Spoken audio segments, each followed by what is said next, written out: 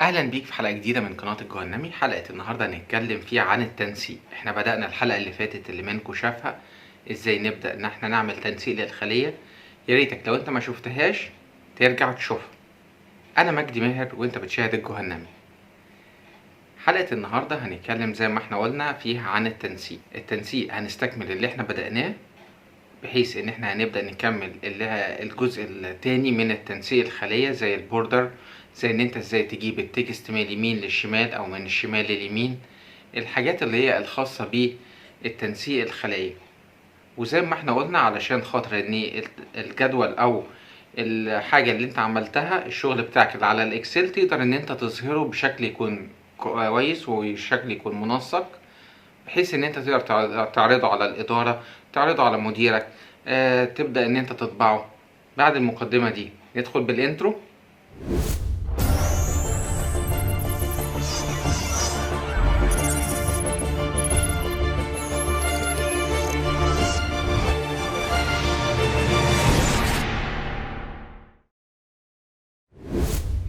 في الحلقه اللي فاتت احنا اخدنا ان ايه الفرق بين الفونت كولر وهنا الفيل كولر.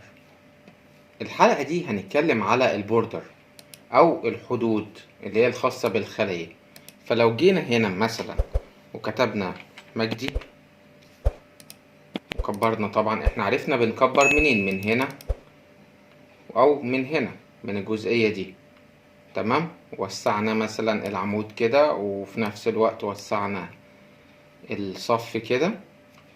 هنلاحظ نقطة بقى لما نيجي هنا، ادي البوردر، هتلاقي اول حاجة اسمها بوتوم بوردر او بوردر اسفل. انت خلينا نتفق هنا ان هنا ده الجزء اليمين، ده الجزء العلوي، ده الشمال، وده اللي تحت.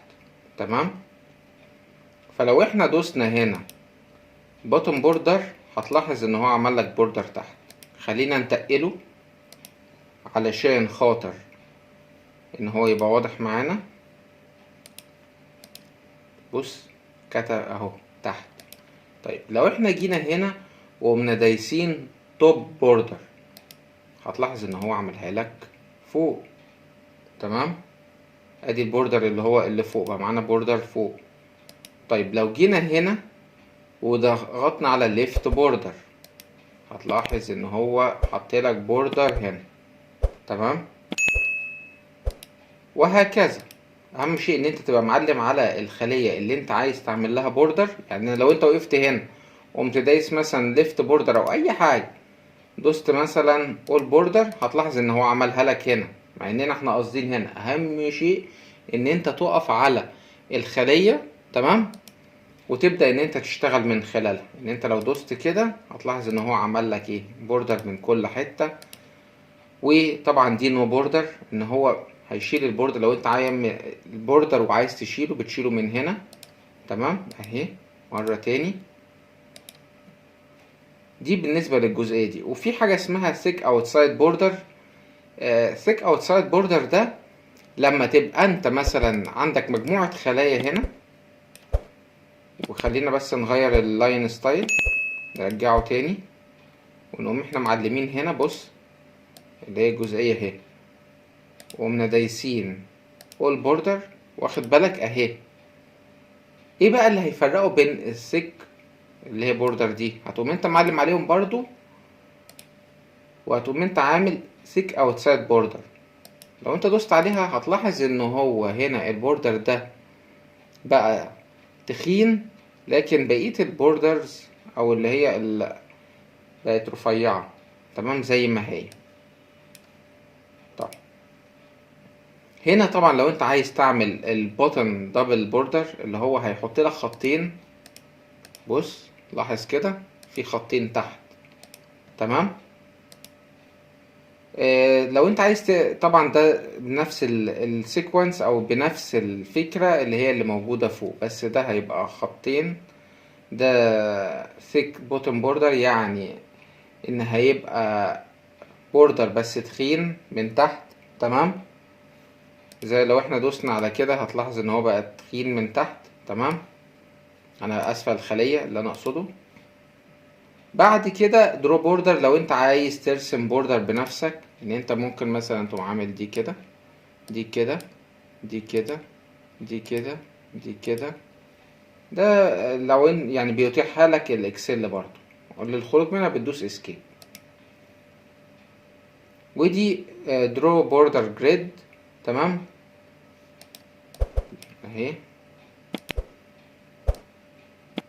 بص عملها لك ازاي.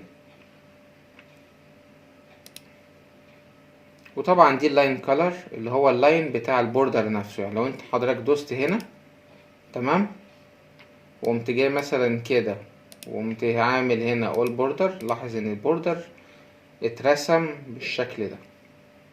تمام.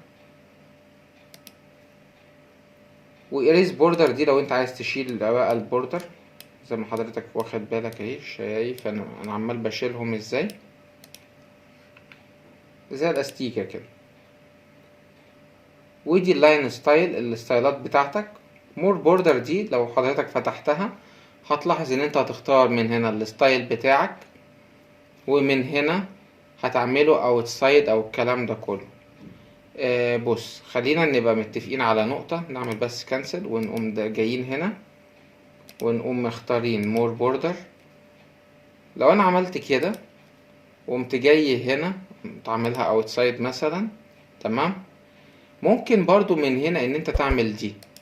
يعني بص هيترسم ايه، هيقسم لك الخلية بالبوردر، في حيث ان انت لو انت عايز تعمل تيبل وعايز تكتب فوق في الخلية جزء وتحت برضو في نفس الخلية جزء تاني، هبقى يعني هوريها لك في مرحلة متقدمة.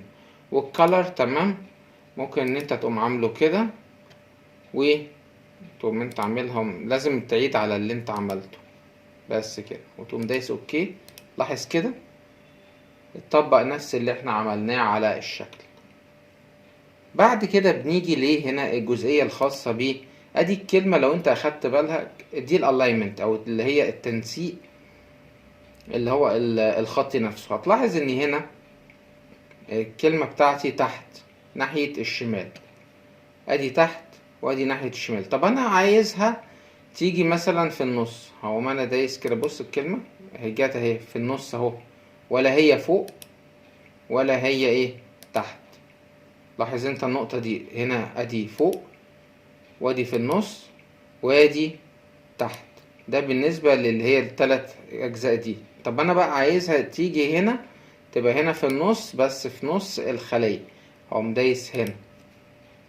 لو انا عملتها كده هتيجي كده، لو انا عملتها كده هتيجي الناحية التانية اللي هي دي اليمين، دي الشمال اللي هي مكتوبة align left، ودي السنتر. فانت هنا سنترت الكلمة في الجزئية الخاصة بالخلية. تمام. وهنا طبعا ان انت لو انت عايز تكتب الكلام، بص هو عاملها لك الشرطة كده، فانت هتقوم عامل، بص الخلية عملت ازاي. تعال بس نمسح البوردر عشان خاطر ان هي ممية. بص الكلمة عملت ازاي.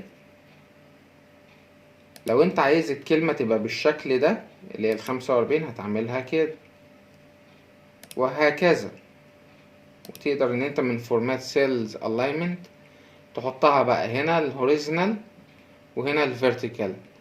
انت عايز الكلمة تمشي ازاي، ممكن تخليها تمشي كده. بص لو انت خليتها تمشي كده باللي هي الدايركشن، بص هتلاحظ لو انا دوست اوكي بص عملت ازاي.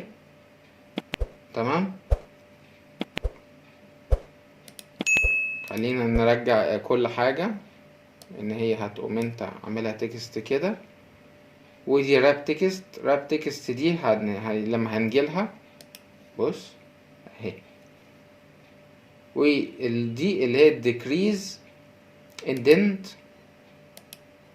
بص لاحظ كده اللي هي الديكريز اندنت دي اللي هي بتقربها ناحية الشمال، وهنا اللي هي العكس بتاعها. بص دي بتجيبها الناحية اليمين بالطريقة دي، ودي بتجيبها الناحية التانية. لاحظ كده. وطبعا لو انت متدايس هنا في النص هتيجي في النص. راب تكست دي بايه، لو عند حضرتك كلام مثلا في الخلية كده،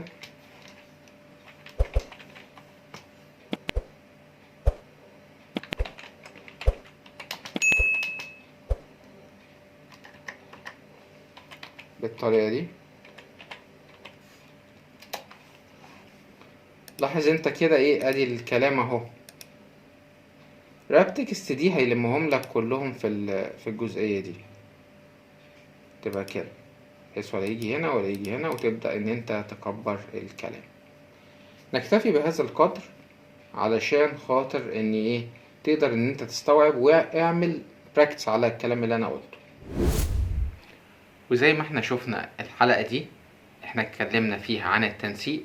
ياريتك لو انت عندك اي سؤال اسألني وانا هجاوب. اشكركم.